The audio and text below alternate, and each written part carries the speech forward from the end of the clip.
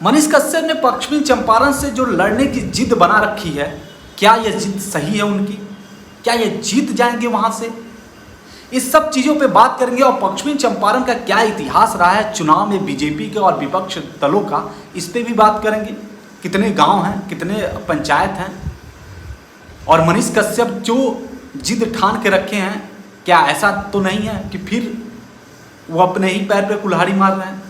ये सब चीज़ों पे बात करेंगे क्योंकि मनीष को सपोर्ट करना हमारा काम है। हम डिजिटल मीडिया से हैं और डिजिटल मीडिया से वो भी हैं, और इसीलिए मैं कह रहा हूं कि सबसे ज़्यादा इस समय बिहार के लोगों को ज़रूरत है सिर्फ और सिर्फ मनीष कश्यप जैसे लोगों की।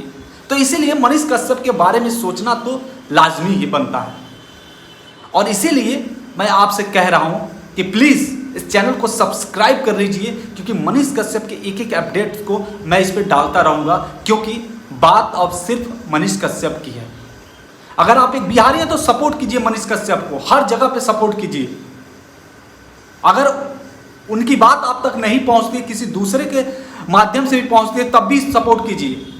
दिमाग में नेगेटिविटी मत लाइए मनीष कश्यप के खिलाफ, क्योंकि मनीष कश्यप अपने लिए नहीं, जनता के लिए लड़ रहे हैं, और आपने देखा होगा, क्योंकि अब वो शेर वापस आ गया है मैदान में, अकेले दहाड़ेगा, अकेले। अभी एक न्यूज़ में उस बंदे ने अपने पूरी दिल की बात कही थी। खैर वो तो अलग की बात है, अलग टॉपिक की बात है, बात अलग वीडियो में करेंगे। लेकिन अभी जानते हैं पश्चिमी चंपारण की कुल आबादी कितनी है, और कितना वोट पोल होता है महिलाओं का, और कितना वोट पोल होता है जो पश्चिमी चंपारण में पुरुषों का, और कितने यहाँ पे ओबीसी हैं, ब्राह्मण हैं, यादव हैं, मुस्लिम हैं और अन्य जातियाँ हैं, और कितने ज़िले हैं। तो कुल मैं बता दूं पश्चिमी चंपारण 2 जिलों में है, एक पूर्वी और दूसरा पश्चिमी। यहाँ 29,35,042 कुल आबादी है। ये 2011 का जनगणना है, ये मैं अभी का नहीं बता रहा हूँ, नहीं तो आप लोग कमेंट करिएगा, क्योंकि ये 2011 की जनगणना है। और 38 जिले हैं कुल बिहार में, जिसमें पूर्वी चंपारण एक जिला है। यहाँ पे पुरुष जो वोट डालते हैं वो 20,65,927 लोग सिर्फ और सिर्फ पुरुष वोट डालते हैं, और महिला जो है वो डालती हैं लगभग 18,59,115 महिलाएं वोट डालती हैं इसमें। ज़्यादातर मैं बता दूं आपको कि यहाँ पे कहा जाता है कि औरत की जो जनसंख्या वो बहुत कम है मर्दों के हिसाब से, क्योंकि एक अनुमान लगाया गया कि 996 अगर औरत हैं तो उनके एवज में, उनके अपोजिट में 1000 पुरुष हैं। मतलब 94 पुरुष ऐसे हैं जो मतलब वो कम पढ़ते हैं। दूसरा मैं बता दूं आपको 2009, 2014 और 2019 में बीजेपी का दबदबा रहा है पश्चिम चंपारण में। डॉक्टर संजय जायसवाल जो वहाँ पे अभी 2019 के चुनाव में सांसद एमएलए हुए थे, जेडीयू के भी वहाँ पर दबदबा ज़्यादा रहता है। उसके बाद जनता दल का है, उसके बाद अलग पार्टियों का है जो मतलब दबदबा वहाँ बना रहता है। लेकिन मनीष कश्यप एक ऐसे इंसान है जो पश्चिमी चंपारण से 2025 में वो निर्दलीय खड़ा होने वाले हैं पश्चिमी चंपारण से, और अकेले दम पर खड़ा होना, तभी वो 100% चुनाव जीत सकते हैं। मैं लिख के दे रहा हूँ, क्योंकि वो अगर किसी पार्टी में जाएंगे तो पार्टी में जाने के बाद क्या होता है ना, पार्टी का एक अपना मोनो पॉलिसी होता है, उनका एक टर्म कंडीशन होता है कि आप इस जाति पर ज़्यादा बोलिएगा, इस जाति पे कम बोलिएगा, यहाँ पे ज़्यादा कंट्रोवर्सी करिएगा, यहाँ पे नहीं कीजिएगा, क्योंकि हमारे पार्टी का छवि खराब होगा। और इसी के चक्कर में जो उम्मीदवार होता है वो फंस के रह जाता है और उसका रिजल्ट खराब हो जाता है।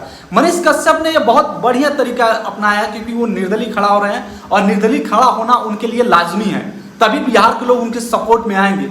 मैं एक बात बता दे रहा हूँ, सीधा सीधा उदाहरण बता रहा हूँ, अरविंद केजरीवाल को कोई देख ले, उस बंदे ने अकेले अपने दम पर एक पार्टी बनाई, और पार्टी 2 बार मतलब चुनाव निरस्त हुआ, फिर सीएम बने, लगभग वो 2 से 3 बार सीएम बने।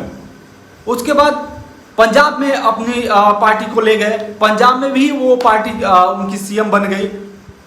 तो ये चीजें होता है जब निर्दलीय लड़ते हैं ना, तो आपको पता रहता है किसके साथ खड़ा होना है, किसके साथ नहीं खड़ा होना। लेकिन पार्टी के अलग पार्टी के साथ अगर खड़े रहेंगे और गठबंधन करेंगे तो उसका मोनोपॉलिसी टर्म कंडीशन बहुत बेकार रहता है। खैर ये तो अलग की बात है। दूसरा, एक ट्विटर पे बहुत ज्यादा ट्रेंड कर रहा है कि क्या मनीष कश्यप ने यह फैसला सही लिया है। भाई सही लिया है, क्योंकि मनीष कश्यप ने अपने दम पर चुनाव लड़ने का फैसला किया है और इसीलिए वो सक्सेसफुल भी रहेंगे। जो विपक्ष दल है, राष्ट्रीय जनता दल है जिसको आरजेडी बोला जाता है, कांग्रेस की अन्य क्षेत्रीय दल जैसे बहुजन समाज पार्टी है, बीएसपी है और लोक जनशक्ति पार्टी है, एलजेपी भी सक्रिय है। लेकिन हाल ही के वर्षों में उनकी जाति समाप्त हो रही है। जो पिछले जो लोग थे वो लोग धीरे धीरे अब खत्म हो रहे हैं। 2019 में बीजेपी संजय जायसवाल ने 5,43,554 वोटों से जीत हासिल किया था। वहीं आरजेडी के जो ब्रजेश कुमार कुशवाहा हैं वो 2,71,375 वोट पाए थे, उनके अपोजिशन में खड़ा थे। लेकिन यहाँ बीजेपी ने मजबूत पकड़ बनाई थी। मैं बता रहा हूँ ना, बीजेपी का यहाँ पकड़ बहुत ज्यादा है।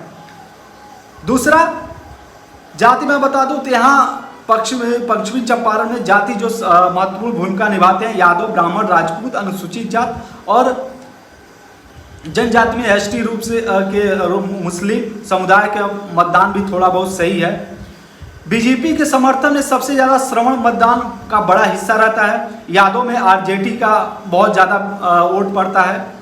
और उसके बाद जो अलग हैं, जैसे थारू जनजाति से नेपाल समी के निकट बगहा जो एरिया है, वाल्मीकि नगर क्षेत्र है, प्रभावशाली। इस मुद्दे पर मतलब वोट बंट जाता है।